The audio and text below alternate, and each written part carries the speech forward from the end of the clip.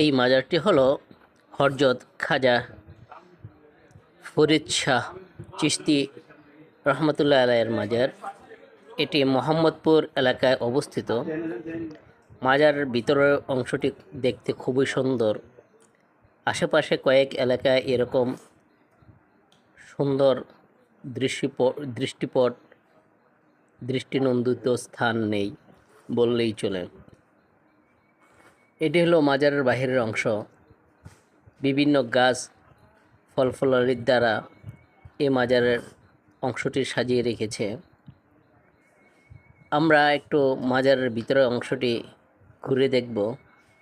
কথা না বাড়িয়ে চলুন দেখা যাক কি আছে এই মাজারের ভিতরে।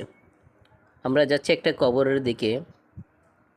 এখানে হয়তো কিছু কবর রয়েছে, যাকে বলা হয় মাজার নগর।